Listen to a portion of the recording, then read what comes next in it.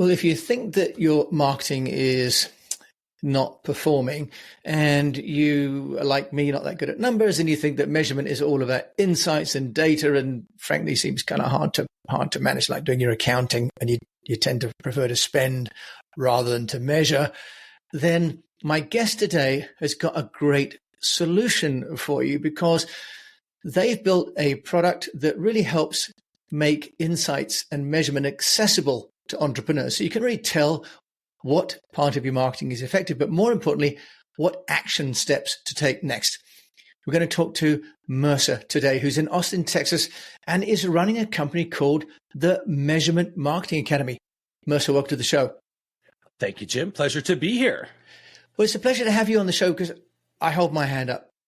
I prefer to create content than to measure what I'm doing, but I know that leads to really an unprofitable marketing activity.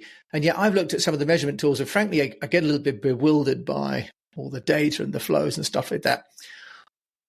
Tell us about you and about the Measurement Marketing Academy, because it sounds like you could have just an amazing solution for those of us that need to measure what we do and take actions against the stimulants and the results of our marketing.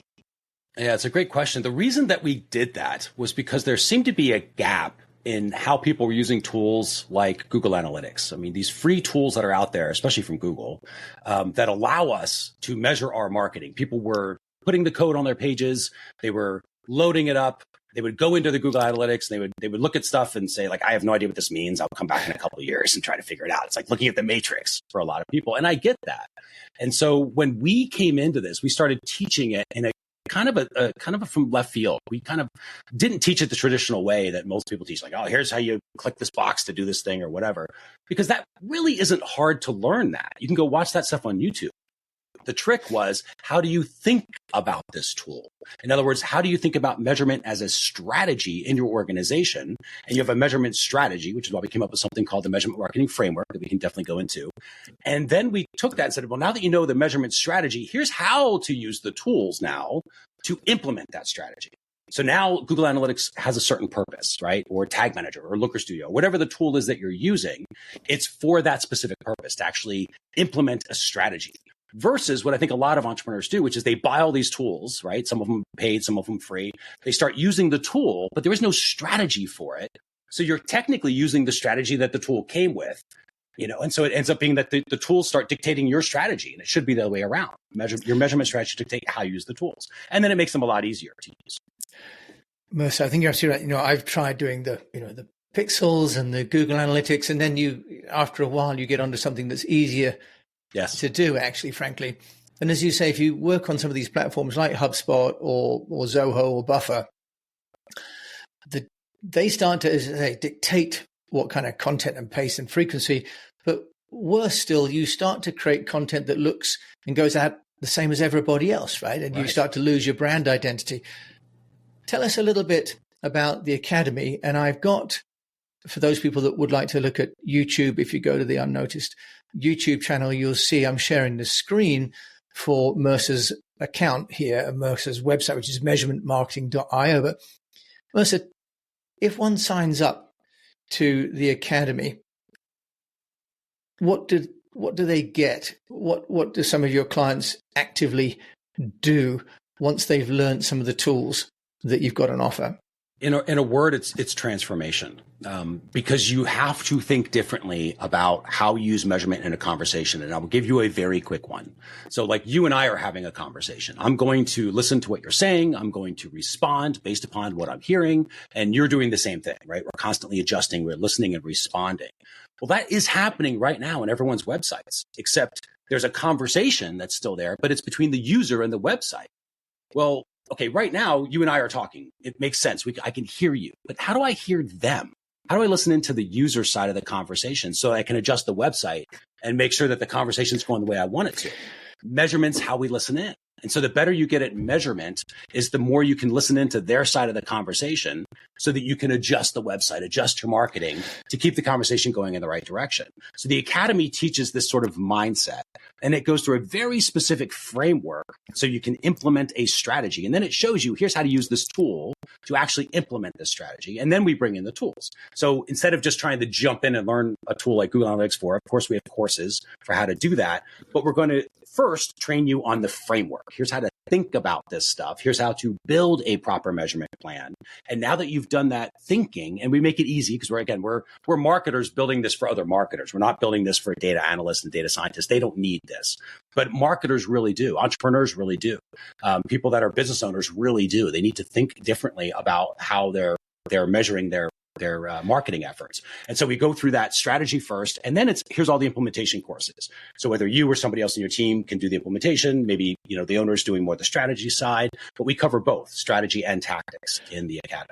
And if you do go to measurementmarketing.io, you'll see there are a number of free tools actually available as well. Plus in the Academy, you've got things like, what's your traffic story? And then there's a 29-page PDF guide where you learn where the traffic is coming from. But Mercer, if I'm right in understanding, you then show people how to correct the marketing strategy that might be off course. I think many of us go, oh, well, for example, I've got a bounce rate of 60%, and you can read that on Google Analytics, and you're like, well, what do I do next, right? And then you go to YouTube and try and figure it out. So am I right in understanding that within the Measurement Academy, you go, if that's the problem, high bounce rate, this is what you'd need to do next. Is that right? Right. And with an Academy member, bounce rate is such a great thing to talk about, because in the Academy, you'll quickly learn that bounce rate is super relative and not all that useful, actually, believe it or not. So it's what numbers are important, right? So when we're going into our numbers, let's build our measurement plan. We're going to list out the questions we're trying to get answers to. We're going to gather where we can get the information to get those answers. And we're going to think about what actions we're going to take based upon the answers we're about to get. Then we'll teach them, that's the planning stage. Then we'll move into the build. Here's how to use the tools to actually collect all the information you need, where the numbers start flowing in. And then we teach them how to actually launch their measurement dashboards and reporting. In other words, how to actually use that. First, by listening to the conversation, looking for those trends and patterns, measuring against your forecast, and then ultimately knowing where you're hitting the mark and where you're not, so you can start to optimize. But the entire process of this starts by rethinking that, right? So if you come into it and say, okay, well, I got to learn all about bounce rate. The first thing I'm going to do is like, hey, hold on. That's awesome. You want to learn about bounce rate. First, let's learn measurement. At a certain point, you get to the point where you realize, oh, actually, this bounce rate question isn't so important to me anymore, because I don't really care about bounce rate. What I care about, are they engaged? Did they engage with my journey? Well, engagement with a blog post might be different than engagement with a video, right? One is literally them watching a video for a certain period of time, whereas the engagement with a blog post is them maybe scrolling and spending time, maybe clicking on links. And you can measure for those different behaviors. We can learn to measure for that. It's not a hard skill to pick up, but it's unknown, because let's face it, these tools are a little complicated looking, right? There's a lot of moving bells and whistles. So our job is to say, listen, forget about learning 100% of this tool. Just learn this 20% that is so powerful that you'll get the 80% results that you're looking for. And then eventually, if you want, you can level up your skills or bring other team members to learn the finer points of it. But you can do an awful lot with very little when you understand the strategy behind it. And that is really the key. It's learning how to cook, not necessarily how to assemble a bunch of ingredients, but why are those ingredients there and what do we do? Well, it sounds though, Mercer, as well, that with your background in course building, because I know you had a sort of an education based business before, that you're helping entrepreneurs like me to learn how to do something, almost like having my own private guide, my own consultant sitting on my shoulder, not saying this is wrong, you're on your own, but this is the issue. These are the steps you need to take to fix it. Right. Now, tell us then, Mercer, if we have any kind of question now about content and memberships and training, and we've got to talk a little bit about AI, because traditionally we go to a course, you find the course and you're kind of hunting for the answers.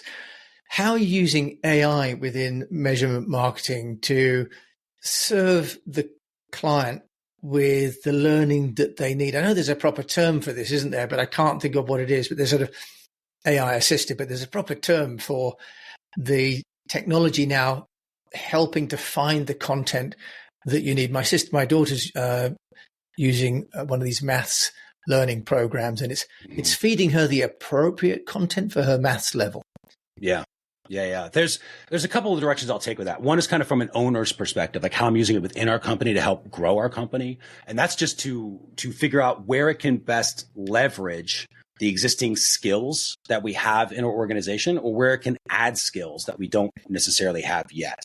So an example of growing those skills might be taking client notes, where somebody used to, and this was back in the day, you'd have to record the video, send the video over to rev.com or pay somebody to transcribe it, take their client notes and somebody else to, summarize those. Well, now that can all be in AI and Zapier and that sort of thing. So we're using a lot of that to be like, let's summarize these notes in an area that we need to, summarize them, have next action steps, and we can get to action faster as an organization when we're doing that, when we're meeting with ourselves or with clients that we might do some of the done for you work for. Then we've got on the opposite side, like how is it that we're actually helping from a student's perspective? And it's showing them two things. One is how to use AI. So an example might be on a more very technical end. There's a big thing called BigQuery, which is kind of the new kid on the block when it comes to measurement tools. And it's a database, and learning how to actually, when people are talking about first party data, they mean own your own data. Well, you got to put that data somewhere. So you put it in a database. And so how do you work with this new thing? Well, there's things called SQL queries, and all of a sudden your mind starts going, holy cow, well, you can use AI to help you with some of this, to shortcut some of that. At the same time, AI is not always right.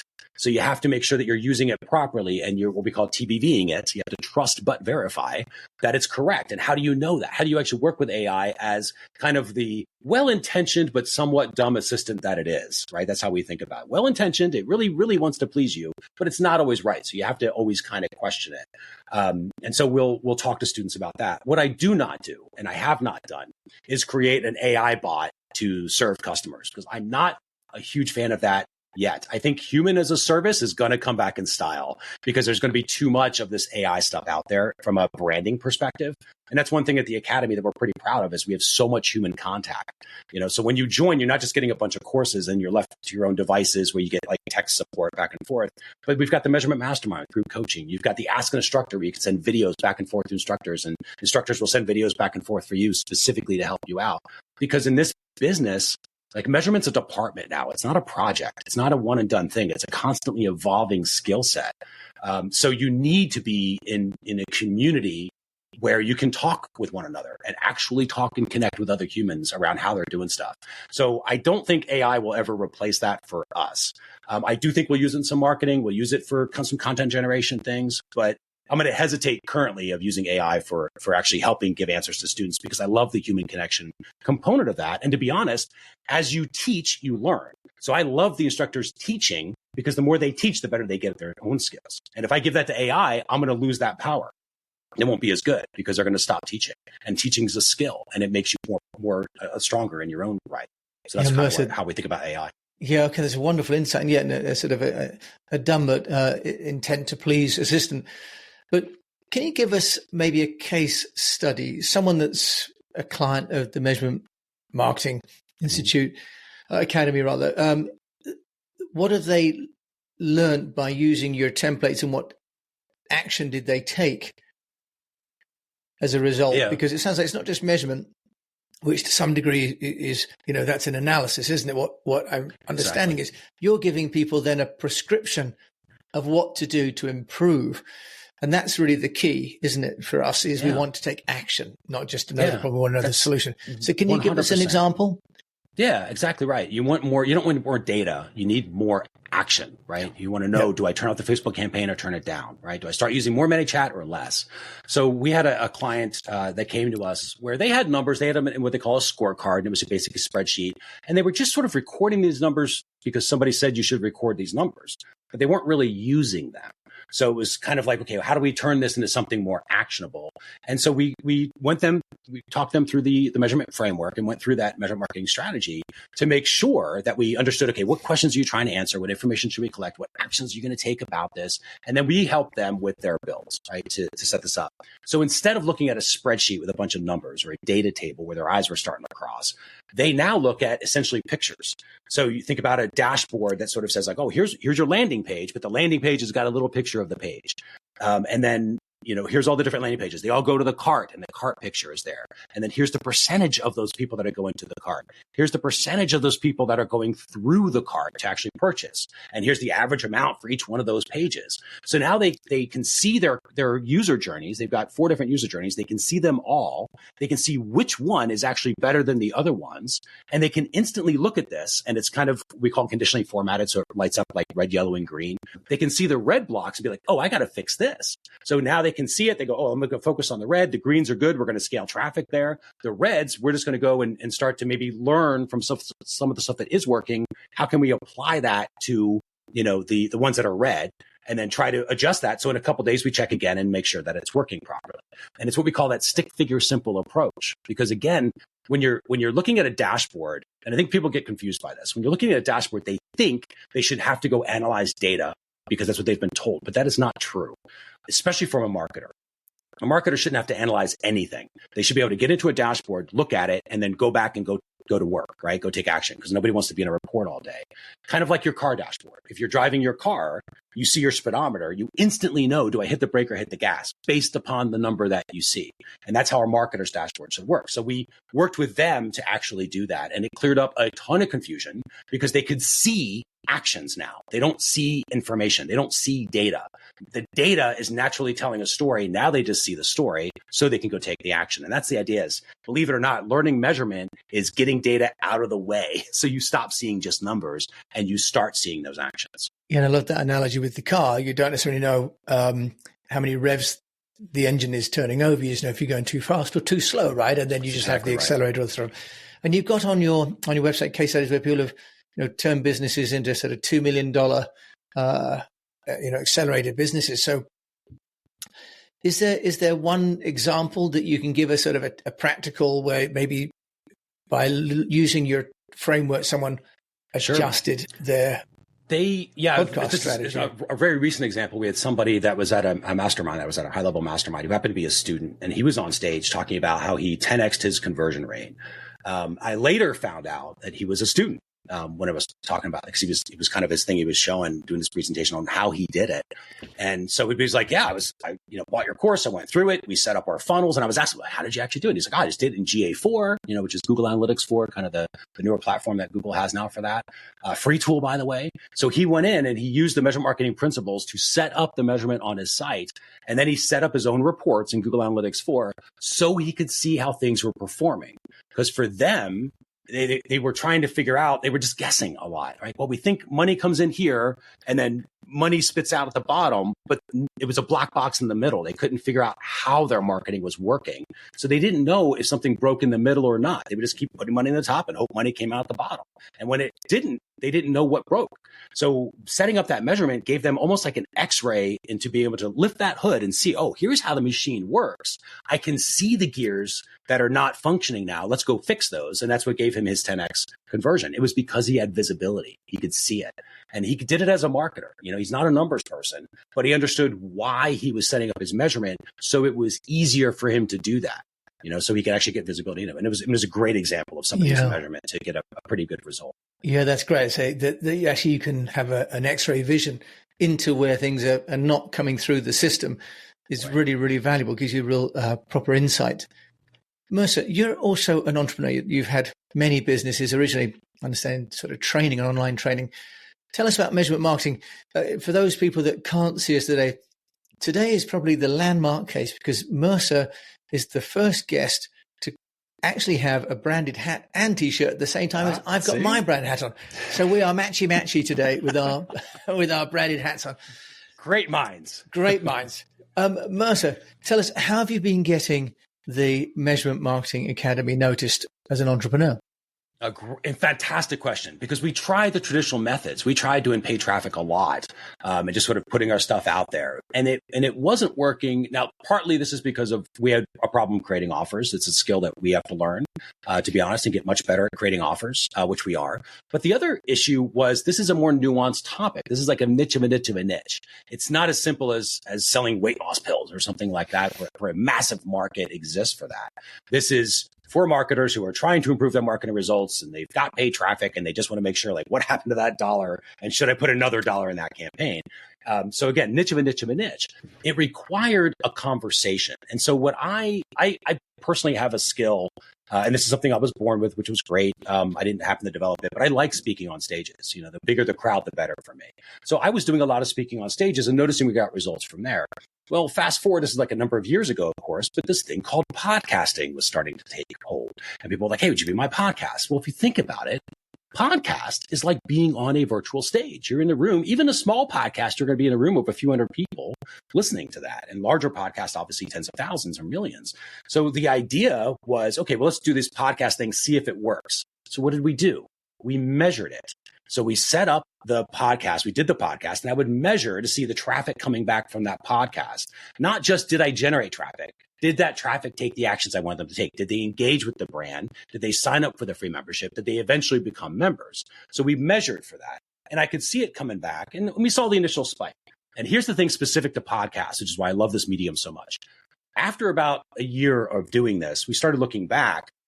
And we realized, wow, we're getting traffic. We're getting traffic still from podcasts I did a year ago. And I tell you, I would never have predicted that. I would have thought podcast traffic was big spike, goes away, never to return again, because who's going to listen to an old episode?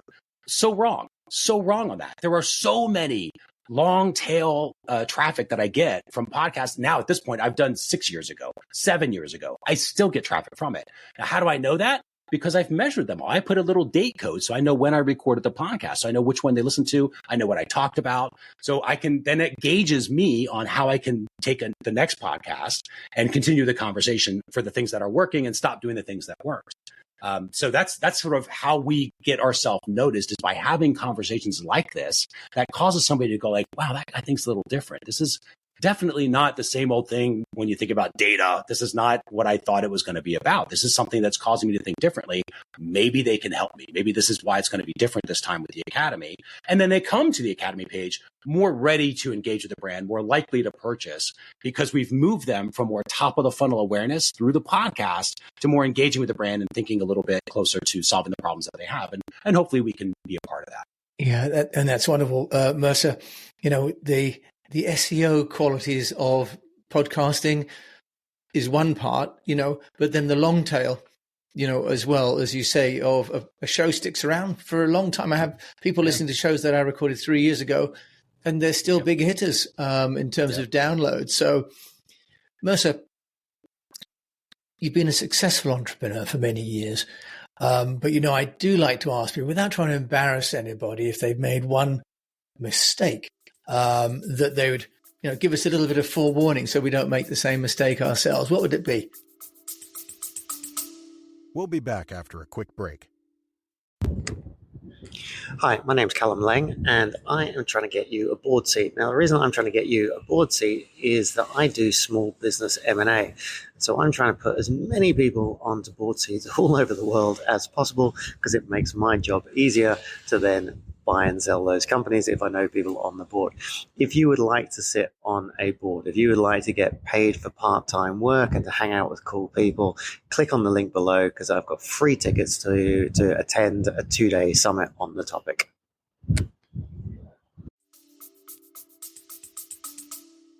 Yeah, I'll give you a really big mistake that I did growing as a leader. Because I think there's different levels, and you're always going to make mistakes. So I'm going to have new mistakes next year, you know, when you and I talk, you know.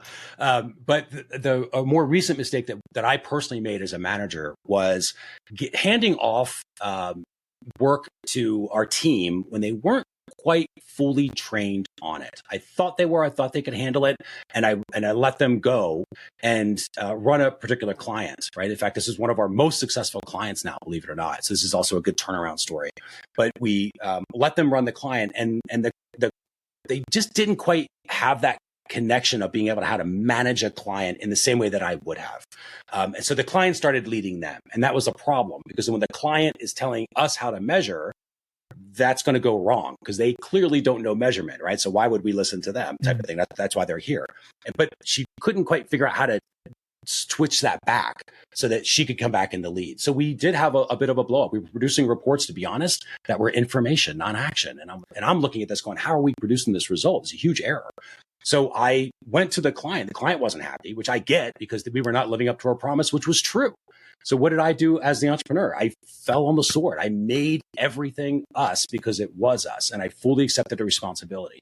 Now, could it have been something the client did that if they hadn't done this one thing, we would have been better? Sure. But you know what? Sometimes things are not our fault, but they are our problem. And that's a big saying we have as a team here. It's not your fault, but it is your problem. So you've got to work the problem. Let's not work whose fault it was right now. Work the problem, get the solution out. So I went to that client and I did. And I said, listen, this is our fault. This shouldn't have happened. I shouldn't have let it happen. And I put everything on the line. I said, I will refund every dime you've paid us, which is a substantial amount of money at that point in time. If I can't turn this, I need 30 days.